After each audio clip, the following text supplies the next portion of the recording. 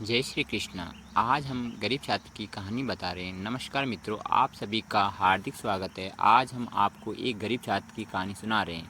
एक गरीब छात्र जिसने मेहनत से पूरा किया पिता का सपना। सोहन कुमार शर्मा की कहानी बताती है कि समय बदलते देर नहीं लगती। बुरे दौर का हिम्मत और मेहनत का मुकाबला करे तो मुसीबत खुद ही दूर चली जाती है। सोहन के पिता रतन प्रसाद आईआईटी में छोटे पद पर काम करते थे। कमाई इतनी ही थी कि इस तरह अपना घर का परिवार का पेट पाल लेते थे। लेकिन आईआईटी में छात्रों के उत्पड़ते देखकर सोहन के लिए सपने देखा करते थे, लेकिन उनकी दुनिया आईआईटी तक ही सीमित थी। उन्हें आईआईटी के बारे में पता भी नहीं था। सोहन पढ़ने में होशियार था, लेकिन पटना के जिस सरकारी स्कूल में वह पढ़ता था वहाँ शिक्षक रोज़ नहीं आते थे। उसके साथ सारी किताबें नहीं थी, लेकिन आत्मविश्वास भरपूर था। पिता अपनी नौकरी के दम पर बड़ी मुश्किल से बच्चों के लिए किताबें खरीद पाते थे।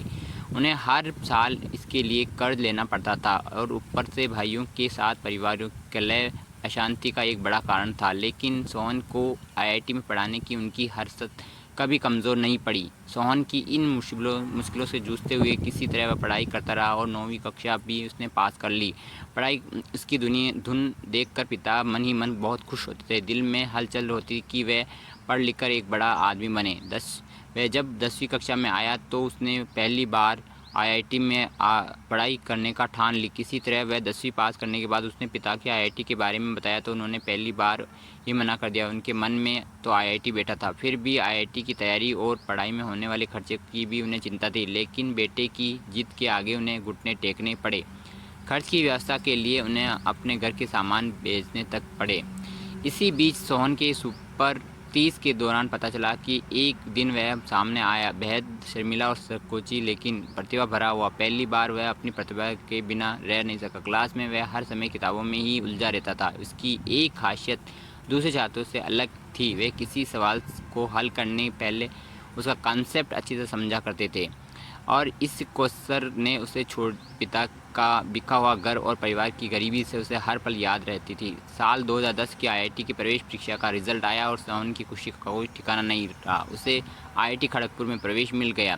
पिता ने पूरे मोहल्ले में मिठाई बांटी, यह बताई उनके बेटे का आईआईटी में सिलेक्शन हो गया है। उसने जी तोड़ मेहनत कर इंजीनियरिंग की पढ़ाई पूरी की। इस दौरान आईआईएम के बारे में पता चला कि वह उसकी तैयारी में भिड़ गया और इधर कैंपस प्लेसमेंट में उसकी नौकरी रिलायंस कंपनी में लग गई। दूसरी ओर केट की परीक्षा कामयाबी हासिल करने के बाद उसने आईआईएम में प्रवेश मिल गया, लेकिन ये और फैसला नहीं कर पा रहे थे कि परिवार की माली हालत सुधारने के लिए उन्हें नौकरी करना चाहिए या और पढ़ाई करनी चाहिए। उसके पिता अभी अब आईआईटी और आईआईटी के बीच का फ़र्क ज़्यादा नहीं समझते थे, लेकिन उसका गुमान उन्हें ज़रूर है कि उन्हें ख़राब समय अब ख़त्म होने वाला है।